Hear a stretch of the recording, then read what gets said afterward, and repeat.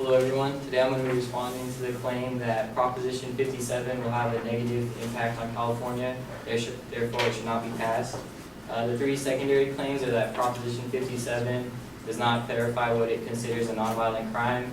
The second claim is that Proposition 57 will cause recidivism rates in California to increase, and the third claim is that Proposition 57 will mirror Proposition 47, which is already in effect. So Proposition 57 supports increasing parole and good behavior opportunities for felons convicted of nonviolent crimes, and it also allows judges instead of prosecutors to decide whether to try juveniles as adults in court. So the first claim is that Proposition 57 does not clarify what it considers a nonviolent crime. Nonviolent crimes have already been defined as crimes that do not involve the use of force or injury to another person. This includes theft, larceny, fraud, prostitution, bribery, and crimes relating to drug and alcohol use. Proposition 57 serves to draw a line between crimes that deserve lengthy sentences versus those that require more rehabilitation and education. This law would also eliminate extensions for multiple-time nonviolent offenders, so it would eliminate the second strike rules and third strike rules. Some seemingly violent crimes have been included in this proposition, like assault with a deadly weapon and participation in a street gang. These cases will be analyzed on a case-by-case basis by a prosecutor who will analyze whether these prisoners have been rehabilitated and whether they deserve to be released from prison. This doesn't lessen the seriousness of these crimes. They're still crimes, but if the prisoners have served their sentence and they display that they've been rehabilitated, they should be released from prison. The Department of Justice has found that our country's prisons are dangerously overcrowded and they must lower their populations. According to the Department of Corrections and Rehabilitation, 53% of California's prison population is made up of nonviolent criminals. So as a way to realign the overcrowding, prisoners should be taken from this 53% as opposed to the violent percentage of prisoners. So her second claim is that Proposition 57 will increase the recidivism rates in California. Recidivism is a concept that when prisoners are released from jail, they will immediately commit another crime and receive a new sentence. Recidivism does exist in our society, but we need to look at why it exists rather than just pointing out that it does exist.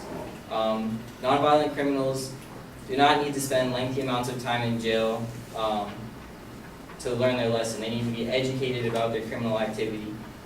It is not efficient to release prisoners into their usual environment and expect them to change their ways with no understanding of how to move forward. Such programs as drug rehabilitation, mental health treatment, and job training would greatly reduce recidivism rates. California has actually stripped its prisons of rehabilitation services because they are believed to be soft on crime. Proposition 57 would take away its spending on long-term housing for prisoners, and it would reapply it to education and rehabilitation services for them.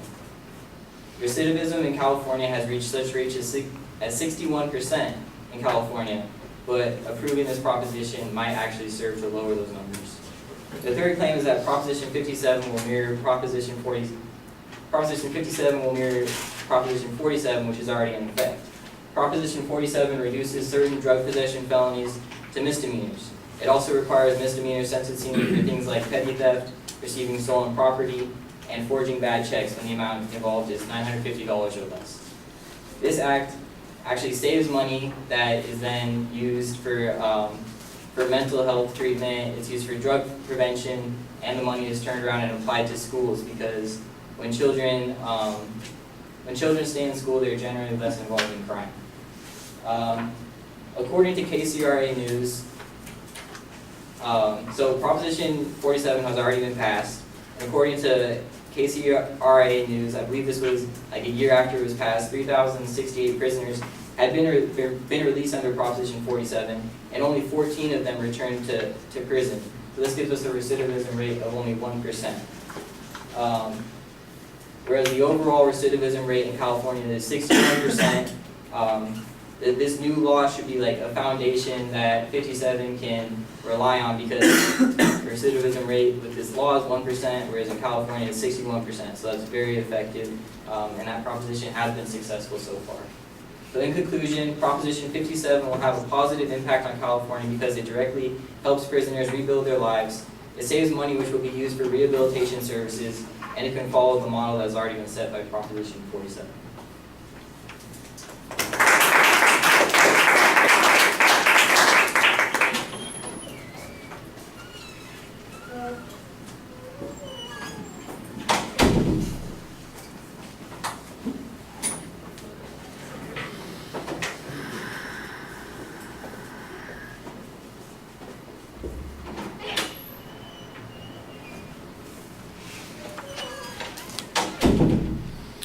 All right, structurally everything is easy to follow. On the first point, you basically give us some data about what the law is supposed to do and how things are going to be defined. I do think you need to give us sources on that. There's a lot of stuff here that's being cited as if it is factual data, but I don't get any source on those particular things. The Department of Correction information is cited, and that does give us a little bit of a statistic on that particular point. On the recidivism rates, for instance, there's an argument that says that there's no need for the nonviolent offenders to be in jail. That's an inference on your part. There's no evidence used to support that conclusion and no explanation except that you don't see a need for that. You suggest that drug rehabilitation, job training, and those sorts of things would be more appropriate and more effective.